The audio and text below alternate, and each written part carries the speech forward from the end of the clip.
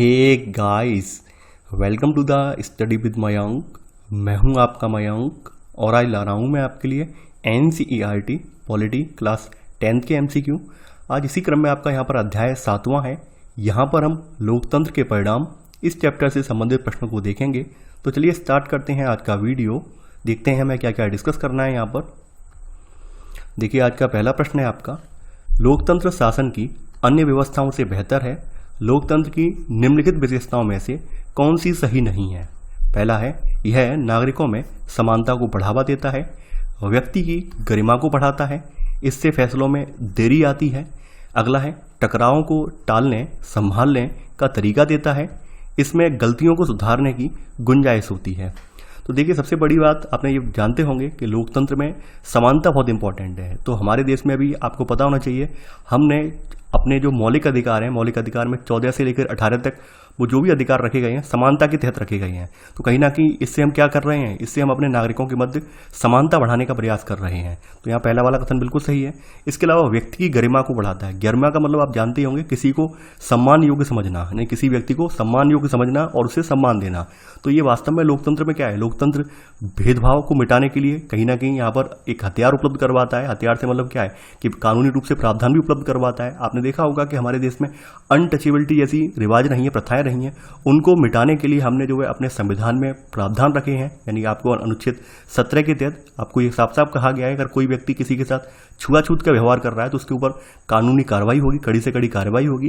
तो कहीं ना कहीं व्यक्ति की गरिमा को बढ़ाता है। बी वाला कथन यहाँ सही है। इससे फैसलों में देरी आती है। देखिए, इससे फैसलों में देरी नहीं आती है बल्कि बेहतरी आती है। बेहतरी का मतलब क्या है कि ज़्यादा से ज़्यादा लोग यहाँ पे इन्वॉल्व होते हैं लोकतंत्र में और सभी की राय यहाँ पर सम्मिलित रूप से मिलकर रखी जाती है। और सम्मिलित रूप से सबकी राय जब रखी जाती है तो एक सामंजस्य बिठाकर कोई फैसला लिया जाता है। तो ऐसे में जो भी फैसले लिए जाते हैं उनमें बेहतरी आती है, ना कि देरी। तो यहाँ तीसरा वाला कथन असत्य है। इसके अलावा टकरावों को टालने संभालने का तरीका देता है। देखिए, सबसे इंपॉर्टेंट बात क्या है, इसमें विचार विमर्श, लोगों की बात को महत्व दिया जाता है। यानी हम अपनी बात रख सकते हैं, संसद में आप रख सकते हैं, विधानसभाओं में आप अपनी बात रख सकते हैं, विपक्ष को भी यहाँ पे बोलने का मौका दिया जाता है। तो यहाँ पर कहीं ना कहीं जो भी टकराव होते हैं, जो भी यहाँ पे मनमुटाव होते हैं, उनको हम यहाँ पर आप बातचीत के ढंग से उसको निपटा सकते हैं। तो कहीं ना कहीं टकराव को टालने संभालने का तरीका देता है। तो डी वाला कथन सही है। इसके अलावा गलतियों को सुधारने की गुंजाइश होती है। कई बार देखा है आपने कि कई बार ऐसे कानून बन जाते हैं कभी कभी जो कि जिनकी कोई उपयोगिता नहीं होती है या जिनमें कोई त्रुटियां होती हैं। तो समय के साथ साथ हम उनमें संशोधन भी कर सकते हैं। ये भी एक अपने यहाँ खास बात है। तो यहाँ पर ई वाला कथन भी सही है। केवल और केवल पहले का सी वाला कथन असत्य है। तो आंसर है आपका सी। दूसरा प्रश्न है आपका, लोकतंत्र हमारी सभी सामाजिक बुराइयों को मिटा देने वाली जादू की छड़ी भी नहीं है। अगला है, कारण यह कुछ चीज़ों को हासिल करने की स्थितियां तो बना सकता है, पर नागरिकों को ही उन स्थितियों का लाभ लेकर अपने लक्ष्यों को हासिल करना होता है। देखिए, यहाँ पे कथन बिल्कुल सही है। देखिए, लोकतंत्र जो है एक बुनियादी आवश्यकता वाली जो भी हमें ज़रूरतें हैं उन सबकी पूर्ति जरूर करता है, यानी कि कोशिश पूरी करता है कैसे भी करके लोगों के मध्य समानता लाई जाए। लेकिन कई बार क्या होता है, यानी कि लोकतंत्र विफल हो जाता है। आपने देखा होगा, हम लोग समतामूलक समाज की बात तो करते हैं, समानता की बात तो करते हैं, लेकिन आज भी आप समाज में देख रहे होंगे अमीर गरीब की खाई जो है बढ़ती जा रही है। रोजगार नहीं है लोगों के पास, कह सकते हैं बेहतर जीवन जीने के लिए जो भी उन्हें बुनियादी आवश्यकता की चीज़ें चाहिए वो उपलब्ध नहीं है। लेकिन फिर भी एक उनमें विश्वास जरूर है। विश्वास ये है कि कहीं ना कहीं हम सरकार जो है उपलब्ध करवा रही है, उनके माध्यम से हमारा जीवन आने वाले समय में बेहतर बन सकता है। तो ऐसा बिल्कुल भी नहीं है कि लोकतंत्र हमारे यहाँ स्थापित करने से हम बिल्कुल बहुत खुशहाल हो गए, संपन्न हो गए, ऐसा बिल्कुल भी नहीं है। हाँ, ये जरूर है कि समय के साथ साथ जो चीज़ें हम पॉइंट आउट करते जा रहे हैं, चिन्हित करते जा रहे हैं, उनकी तरफ हम काम भी कर रहे हैं और उनको मिटाते जा रहे हैं, निपटाते जा रहे हैं।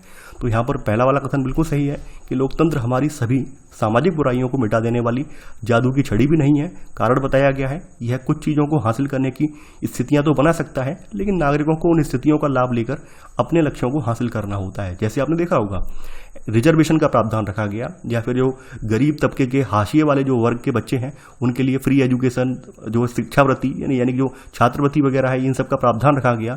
तो ये इसलिए रखे गए कैसे भी करके वो न्यूनतम स्थितियां तो दी जाएं, जिससे कि वो उन स्थितियों का लाभ उठाकर अपने लक्ष्यों को हासिल कर पाएं। तो यहाँ पर कथन और कारण आपका दोनों ही सही है, यानी ए और आर आपके दोनों सही हैं, और आर ए का यहाँ पर सही स्पष्टीकरण है। तीसरा प्रश्न है आपका, लोकतांत्रिक व्यवस्थाओं के विषय में निम्नलिखित में से कौन सा कथन यहाँ पर सही है? पहला है, इसने कमजोर वर्ग के सभी भेदभावों को समाप्त कर दिया है। इसने राजनीतिक गैर बराबरी के विचार को समाप्त कर दिया है। अगला है, इसने लोगों के बीच आर्थिक असमानताओं को समाप्त कर दिया है। इसने लोगों के बीच टकराव को समाप्त कर दिया है। देखिए, आपने देखा होगा, मैंने आपसे पहले ही कहा है सेकंड वाले प्रश्न में कि लोकतंत्र सभी जो भी हमारी समस्याएं हैं उनके लिए एक जादू की छड़ी नहीं है। हाँ, हम प्रयास जरूर कर रहे हैं, कोशिश जरूर कर रहे हैं, हम उन चीज़ों को निपटाने का प्रयास पूरी तरह से कर रहे हैं। हमने कुछ प्रावधान भी रखे हैं, संवैधानिक प्रावधान भी रखे गए हैं, सरकारें भी डिसीजन लेती हैं, योजनाएं चलाती हैं, लेकिन फिर भी आप देख रहे होंगे आज भी हमारे कमजोर वर्ग जो है उन लोगों के साथ भेदभाव हो रहा है। तो यहाँ पर ये तो कथन हो ही नहीं सकता है। हाँ, ये जरूर है कि इसने राजनीतिक गैर बराबरी के विचार को समाप्त कर दिया है, क्योंकि आपने देखा होगा लोकतंत्र में सभी को अपनी बात रखने का मौका मिलता है। इलेक्शन लड़ भी सकते हैं, यानी आप कोई भी व्यक्ति इलेक्शन लड़ सकता है, किसी पर पाबंदी नहीं है, चाहे वो हिंदू मुस्लिम किसी भी जाति का हो, किसी भी मतलब धर्म का हो, तो इससे मतलब नहीं है। तो यहाँ पर उसे इलेक्शन लड़ने का अधिकार है, वोट देने का अधिकार है। ये भी नहीं है कि कोई किसी के वोट की वैल्यू कम होगी, किसी के ज़्यादा होगी, यानी हिंदू के ज़्यादा होगी, मुस्लिम की कम होगी, नहीं, समान वोट वैल्यू रखी गई है। तो आप ये देख पा रहे हैं। और खास करके कुछ ऐसे वर्ग हैं, यानी हाशिए वाले वर्ग हैं, उनको तो इलेक्शन यानी कि जो आपकी लोकसभा या विधानसभा या फिर आपकी जो पंचायती राज व्यवस्था है उनमें भी उनको रिजर्वेशन दिया गया है। तो आप ये देख रहे होंगे कहीं ना कहीं इसने राजनीतिक गैर बराबरी के विचार को समाप्त कर दिया है। ये वाला कथन सही है। इसके अलावा आर्थिक असमानताएं आप देख रहे होंगे, आर्थिक असमानताएं कम नहीं हो पाई हैं। सरकार लगातार प्रयासरत है, योजनाएं भी आती हैं, लेकिन बहुत सारी कमियां हम सरकार को ही नहीं गिना सकते। हम सरकार को ही बहुत सारी कमियों के लिए जिम्मेदार नहीं ठहरा सकते हैं। कुछ के लिए हमें भी प्रयत्न करने पड़ेंगे। सबसे बड़ी देखिए समस्या अपने देश में क्या है, एक पॉपुलेशन की समस्या है, यानी जो हमारे देश में हद से ज़्यादा जनसंख्या बढ़ती चली जा रही है। ये भी वास्तव में एक सबसे बड़ा आगे चल के खतरा बनेगा। सबसे ज़्यादा हमारे लिए कह सकते हैं हमारे संसाधन सीमित हैं और जनसंख्या लगातार बढ़ती जा रही है। तो आने वाले समय में ये कह पाना बड़ा मुश्किल होगा कि हर व्यक्ति को रोजगार मिल जाएगा, हर व्यक्ति को बेहतर स्वास्थ्य सेवाएं मिल पाएंगी, ऐसा कहना बहुत मुश्किल हो पाएगा। तो बेहतर यही है कि हमें आज से ही यानी अभी से ही हमें इसके प्रति सचेत होना पड़ेगा, काम करना पड़ेगा। तभी आने वाले समय में आप देखेंगे कहीं ना कहीं हमारे जो भी बच्चे हैं, हमारी जो भी आने वाली पीढ़ियां हैं, उनको संसाधन मिल पाएंगे। तो यहाँ पर आर्थिक असमानताओं को समाप्त नहीं किया गया है। इसके अलावा लोगों के बीच टकराव को नहीं, लोगों के बीच टकराव भी समाप्त नहीं हुआ है। आपने देखा होगा लोकतंत्र में अक्सर ये टकराव देखने को मिलते हैं, लेकिन हाँ, उन सभी टकरावों का यहाँ पर लोकतंत्र ने एक विकल्प मौजूद करवाया है कि आप लोकतांत्रिक ढंग से उन टकरावों से निपट सकते हैं। यानी लोकतांत्रिक ढंग से, इसके अलावा भी जो है यहाँ पर लोकतंत्र में आपको न्यायपालिका का भी अधिकार दिया गया है कि आप अगर किसी बात से सहमत नहीं है तो न्यायपालिका की शरण में जा सकते हैं। तो यहाँ पर आपका डी वाला कथन असत्य है, यहाँ पर केवल बी वाला कथन सही है। तो आंसर है आपका तीसरे का बी। चौथा प्रश्न है आपका, लोकतंत्र के मूल्यांकन के अनुसार निम्नलिखित में से कौन सा विकल्प सही नहीं है। पहला है स्वतंत्र एवं निष्पक्ष चुनाव, व्यक्ति की गरिमा, विधि के समक्ष समानता, बहुसंख्यकों का शासन। देखिए यहाँ पर लोकतंत्र में ये सारी चीज़ें आ जाती हैं, स्वतंत्र और निष्पक्ष चुनाव, यानी इसी के आधार पर लोकतंत्र चलता है। व्यक्ति की गरिमा सबसे इंपॉर्टेंट है यहाँ पर। विधि के समक्ष समानता का मतलब आप जानते होंगे, चाहे वो प्रधानमंत्री हो, राष्ट्रपति हो, सभी कानून की नज़रों में समान है, यानी अमीर हो, गरीब हो, मजदूर हो, सभी समान है। बहुसंख्यकों का शासन नहीं, बहुसंख्यकों का नहीं है यहाँ पर बहुसंख्यकों का शासन नहीं होता है, बल्कि सभी को यहाँ पर पूरा कह सकते हैं सबका योगदान होता है, किसी एक व्यक्ति विशेष का शासन नहीं होता है। सभी को यहाँ पर सभी का कहना कहीं ना कहीं सभी का रोल होता है, किसी एक का रोल यहाँ पर नहीं होता है। तो यहाँ पर डी वाला कथन गलत हो जाएगा। तो आंसर है चौथे का डी, यानी डी वाला कथन यहाँ पर असत्य है। पांचवा प्रश्न है आपका, लोकतांत्रिक और अलोकतांत्रिक सरकारों के संदर्भ में निम्नलिखित कथनों पर विचार कीजिए। पूछा गया है कौन सा कथन यहाँ पर सत्य है। पहला है यहाँ पर अलोकतांत्रिक सरकारों को विधायिका का सामना करना होता है, जबकि लोकतांत्रिक सरकारों को नहीं करना होता है। अगला है अलोकतांत्रिक सरकार ऐसे भी फैसले ले सकती हैं जिससे लोग स्वीकार ना करें, जबकि लोकतंत्र में इस बात की ज़्यादा संभावना है कि लोग उसके फैसलों को मानेंगे और वे ज़्यादा प्रभावी होंगे। अगला है लोकतांत्रिक व्यवस्था में ऐसी सरकार का गठन होगा जो कायदे कानून को मानेगी और लोगों के प्रति जवाबदेह होगी। देखिए यहाँ पर वन बाय वन करके बात कर लेते हैं। पहली बात ये होती है अलोकतांत्रिक सरकार का मतलब क्या होता है, तानाशाही वाली सरकार। और तानाशाही वाली सरकार होगी वो विधायिका के समक्ष क्यों जवाबदेही होगी, विधायिका से के सवालों का जवाब क्यों देगी, नहीं देगी। ये तो लोकतांत्रिक सरकार कर सकती है। लोकतांत्रिक सरकार की लोकतांत्रिक सरकार की जवाबदेही बनती है कि वो अपने विधायिका को संतुष्ट करे। तो यहाँ पहला वाला कथन असत्य हो जाएगा। यहाँ लिखा हुआ है अलोकतांत्रिक सरकार को विधायिका का सामना करना होता है, जबकि लोकतांत्रिक को नहीं। यहाँ पर लोकतांत्रिक को विधायिका का सामना करना होता है, अलोकतांत्रिक में विधायिका का कोई वजूद ही नहीं है। यहाँ पर तो कोई तानाशाह अगर आके बैठ जाता है तो वही अपनी मनमर्जी चलाता है। देखिए यहाँ पर सेकंड कथन है अलोकतांत्रिक सरकार ऐसे फैसले भी ले सकती है जिसे लोग स्वीकार ना करें। ये बिल्कुल सही बात है, क्योंकि यहाँ पर डिक्टेटरशिप होती है, तानाशाही होती है।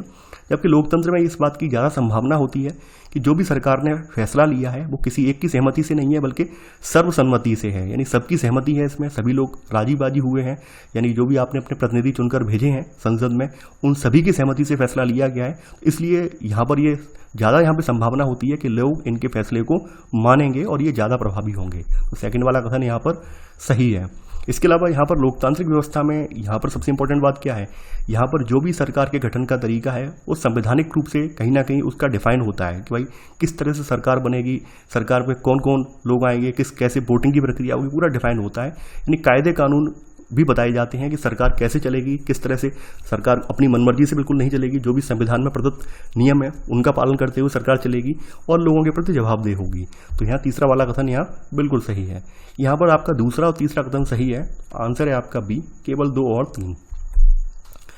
छठवां प्रश्न है आपका, लोकतांत्रिक देशों में मौजूद असमानता और गरीबी के संदर्भ में निम्नलिखित कथनों पर विचार कीजिए और यहाँ पर नीचे दिए गए कूट का प्रयोग करके सही उत्तर का चयन कीजिए, यानी सही उत्तर यहाँ पर कौन सा है। पहला है, लोकतंत्र में मुट्ठी भर धन कुबेर आय और संपत्ति में अपने अनुपात से बहुत ज़्यादा हिस्सा पाते हैं। इतना ही नहीं, देश की कुल आय में उनका हिस्सा भी बढ़ता गया है। समाज के सबसे निचले हिस्से के लोगों को जीवन बसर करने के लिए काफ़ी कम संसाधन मिलते हैं।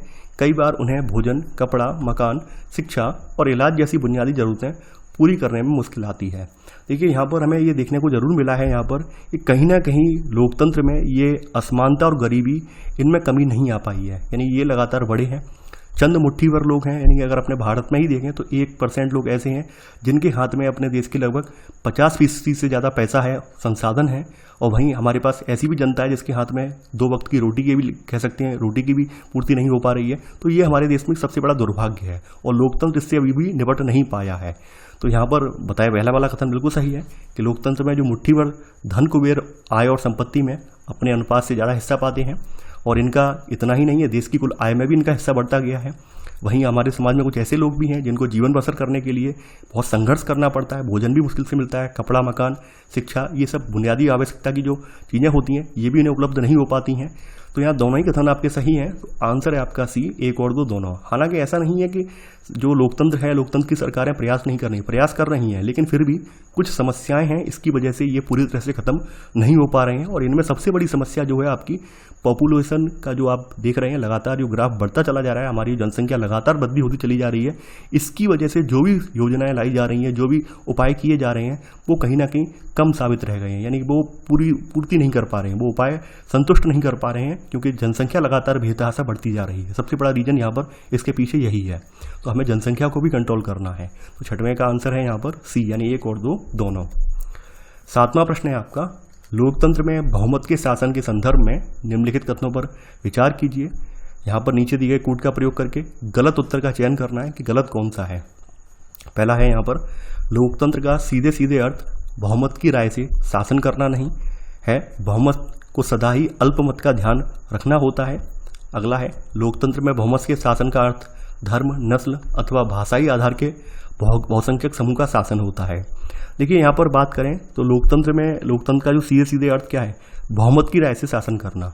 देखिए बहुमत की राय से शासन करना नहीं है यहाँ पे अर्थ। ध्यान देने का मतलब क्या, बहुमत का मतलब क्या है कि एक ही किसी मुद्दे पर 100 में से 80 लोग तैयार हो गए और हम उसी बात को मान लेते हैं, ऐसा बिल्कुल भी नहीं है। तो यहाँ पर हमने कुछ ऐसे भी हमारे समुदाय समूह हैं जो कि वास्तव में जो अल्पमत में है, तो उनका भी हमने ध्यान रखा है। तो यहाँ पर पहला वाला कथन बिल्कुल सही है कि लोकतंत्र का सीधे सीधे अर्थ बहुमत की राय से शासन करना नहीं है, बहुमत को सदा ही अल्पमत का ध्यान रखना होता है। आपको याद होगा एक 9th क्लास का चैप्टर था, 9th नहीं पहले का एक चैप्टर था, और उस चैप्टर में बताया था कि क्लास में जब भी वोटिंग होती थी लड़के लड़कियों की कि किसको क्रिकेट खेलना है, किसको फुटबॉल खेलना है, तो लड़कों की संख्या चूंकि ज़्यादा थी तो लड़के हर बार वोटिंग में आगे आ जाते थे और लड़कों की बात माननी पड़ती थी। तो लड़कियां इस बात से नाराज़ थी, भाई इनकी बहुत संख्या ज़्यादा है, इस वजह से हमारी बात मानी नहीं जाती है, तो कम से कम कोई ऐसा तरीका होना चाहिए जिससे कि हमारी बात भी मानी जाए। तो यही है यहाँ पर लोकतंत्र में, यही है, जो अल्पमत में लोग होते हैं उनकी बात का भी ध्यान रखा जाता है। ऐसा नहीं है कि हम अल्पमत को नज़रअंदाज कर दें, बहुमत ने जो कह दिया, डिसीजन ले लिया, वही सब पर लागू होगा, ऐसा नहीं है। हम अल्पमत को भी यहाँ पे प्रायोरिटी देते हैं। तो यहाँ पर पहला कथन बिल्कुल सही है। इसके अलावा यहाँ पर लोकतंत्र में बहुमत के शासन का अर्थ धर्म, नस्ल या फिर भाषाई आधार के बहुसंख्यक समूह का शासन नहीं होता है। ये ध्यान देने वाली बात यह है कि यहाँ पर बहुसंख्यक का मतलब बहुमत के शासन का मतलब ये नहीं है कि भाई कि धर्म के आधार पर, नस्ल के आधार पर या भाषाई आधार पर बहुसंख्यक समूह का शासन हो। बहुमत के शासन का यहाँ पर मतलब क्या है कि हर फैसले या चुनाव में यहाँ पर अलग अलग लोग और समूह बहुमत का निर्माण कर सकते हैं या बहुमत में हो सकते हैं। इसका मतलब ये निकल कर आता है। तो यहाँ पर सेकंड वाला कथन असत्य हो जाएगा। पूछा गया है कौन सा कथन गलत है, तो आपका 7वें का बी वाला कथन गलत है, तो आंसर है आपका बी, केवल दूसरा वाला। 8वां प्रश्न है आपका कथन शिकायतों का बने रहना भी लोकतंत्र की सफलता की गवाही देता है।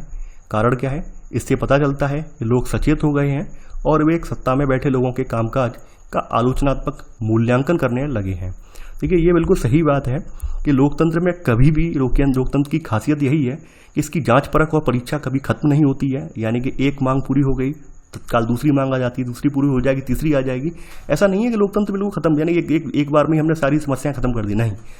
ये सब चीज़ें क्या दर्शाती हैं? यानी शिकायतों के बने रहना ये दिखाता है कि लोकतंत्र की सफलता की गवाही देता है। इससे ये साबित होता है कि लोग जागरूक हैं, लोग अपने समस्याओं के प्रति जागरूक हैं, सचेत हैं और सत्ता में बैठे लोगों के जो कामकाज हैं इनके प्रति जो है कहीं ना कहीं इनका बार बार आलोचनात्मक मूल्यांकन भी कर रहे हैं। यानी कि सत्ता में बैठे लोगों को जवाबदेही है लोगों के प्रति, जनता के प्रति, कि भाई आपने काम क्या किया 5 साल के अंदर में। तो यहाँ पर आपका कथन और कारण दोनों सही है, यानी ए और आर दोनों सही हैं और आर ए का सही स्पष्टीकरण है। तो यहाँ पर आपका आंसर होगा यहाँ पर आपका 8वें का ए। यहाँ पर अब एनसीईआरटी पॉलिटी के जो अध्याय की अभ्यास प्रश्नावली है, यानी आपका 7वां चैप्टर है लोकतंत्र के परिणाम, तो हम यहाँ पर वो भी देखेंगे। निम्नलिखित कथनों के पक्ष या विपक्ष में तर्क दें। औद्योगिक देश ही लोकतांत्रिक व्यवस्था का भार उठा सकते हैं, पर गरीब देशों को आर्थिक विकास करने के लिए तानाशाही चाहिए। देखिए, ये कथन जो है ये सही नहीं है।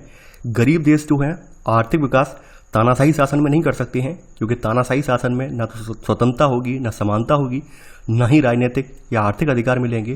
तो ऐसे में आर्थिक देश जो इसमें ऐसे में गरीब देश जो है आर्थिक विकास बिल्कुल नहीं कर पाएगा। अगला है लोकतंत्र अपने नागरिकों के बीच की असमानता को कम नहीं कर सकता। देखिए, ये भी कथन गलत है। लोकतंत्र अपने नागरिकों के बीच की असमानता को कम कर सकता है, क्योंकि लोकतंत्र में नागरिकों को राजनीतिक, सामाजिक और आर्थिक अधिकार प्राप्त होंगे। इसके साथ ही समानता, यानी कि इसके साथ ही लोकतंत्र में समानता लाने के लिए कानून भी बनाए जा सकते हैं। जैसे भारत में बहुत से कानूनों के माध्यम से आपके यहाँ सामाजिक आर्थिक असमानता को कम करने की कोशिश की गई है। अगला है गरीब देशों की सरकार को अपने ज़्यादा संसाधन गरीबी को कम करने और आहार, कपड़ा, स्वास्थ्य तथा शिक्षा पर लगाने की जगह उद्योगों और बुनियादी आर्थिक ढांचे पर खर्च करने चाहिए। देखिए, ये वाला कथन भी सही नहीं है। गरीब देशों को अपने संसाधन सबसे पहले किस पर खर्च करने चाहिए? गरीबों पर खर्च करना चाहिए। यानी गरीब देशों का जो लक्ष्य होना चाहिए, पहले अपने देश के लोगों की जो भी आहार, कपड़ा, स्वास्थ्य या शिक्षा आदि की जो बुनियादी आवश्यकताएं हैं इनको पूरा करना चाहिए। इसके बाद उद्योगों और बुनियादी ढांचे पर खर्च करना चाहिए, क्योंकि यदि लोग गरीब हैं तो वे उस मजबूत औद्योगिक और बुनियादी ढांचे को संभाल नहीं पाएंगे या फिर उसका सही उपयोग नहीं कर पाएंगे। तो जरूरी क्या है? गरीब लोगों पर पहले ध्यान दिया जाए।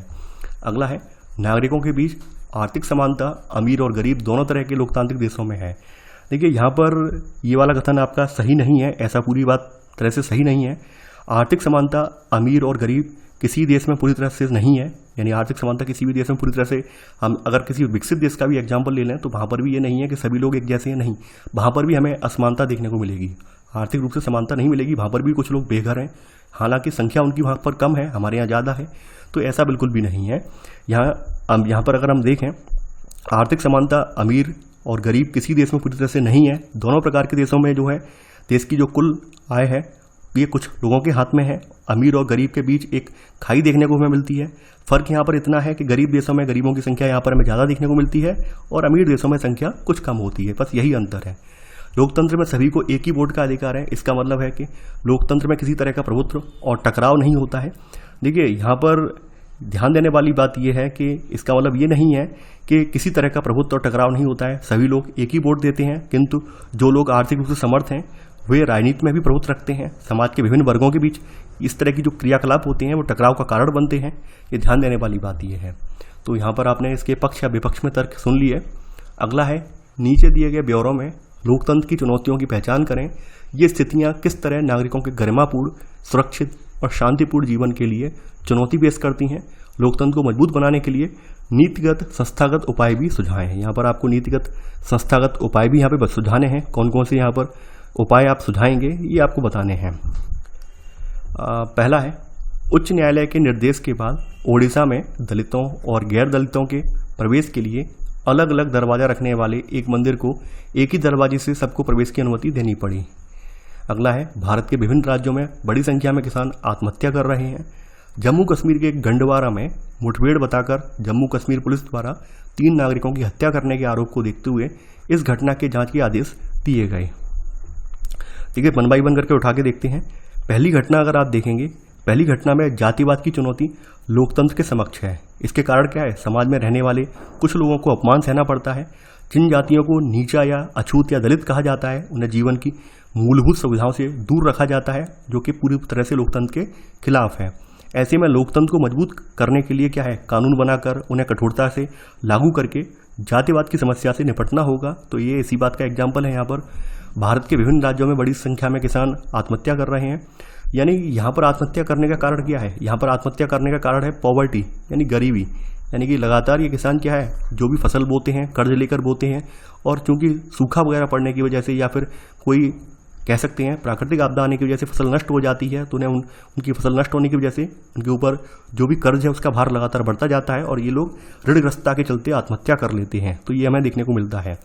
तो यहाँ पर क्या करना चाहिए, लोकतंत्र को मजबूत बनाने के लिए सरकार को इन गरीब किसानों की मदद करनी होगी।